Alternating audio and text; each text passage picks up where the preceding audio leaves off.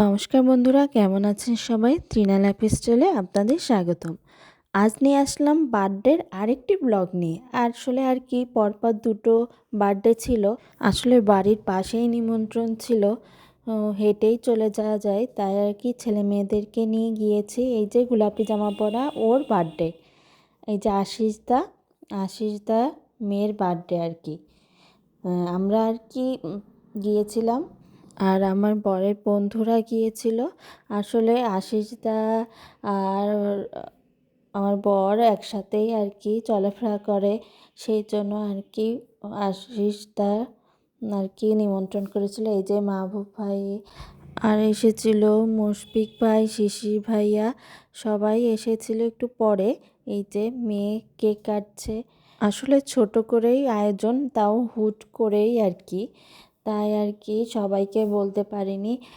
আসলে আশিসদা যাদের সাথে আর কি বেশি চলাফেরা করে তাদেরই বলেছিল আর কি।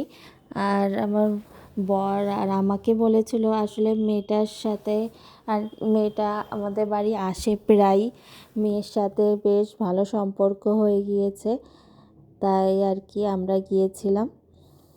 এই যে আমি একটু খাইয়ে দিচ্ছি। মেয়ে যেমন দুষ্টু, এ তেমনই শান্ত। মেয়ে শুধু মারে, আর এই মেয়েটা শুধু মার খায়, কিছু বলে না। এই যে ছেলের সাথে একটু ছবি তুললাম, আর এদিকে লুচি করছে বুন্ডি আর কি। অনেক কষ্ট করেছে আমাদের জন্য, একা হাতে ছোট সংসারে সব কিছু করা অনেক কষ্টের।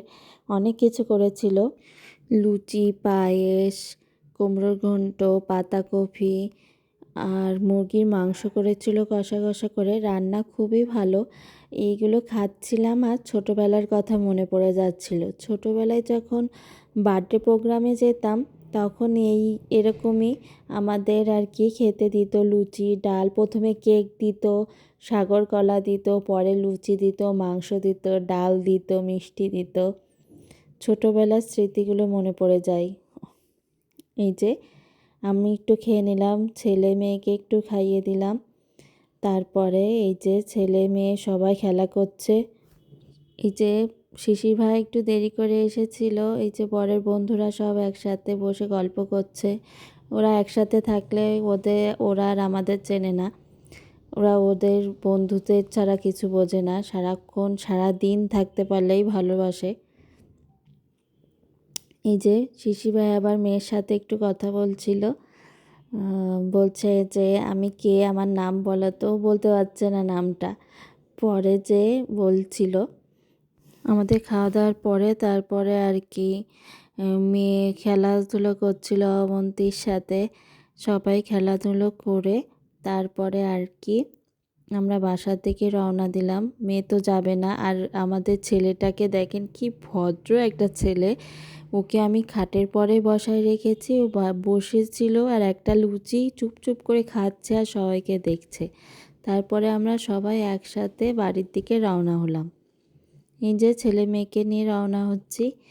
মেয়েকে নিয়েছিলাম, তারপরে এই যে ছেলেকে নিয়েছে ওর জেঠু। যে বাড়ির দিকে রওনা হলাম।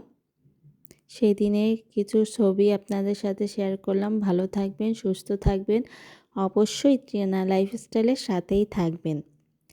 আর আজকে ব্লগটা কেমন লাগলো আর আমার ব্লগ কেমন লাগে অবশ্যই কমেন্ট করে জানাবেন। ভালো থাকবেন, সুস্থ থাকবেন, ধন্যবাদ।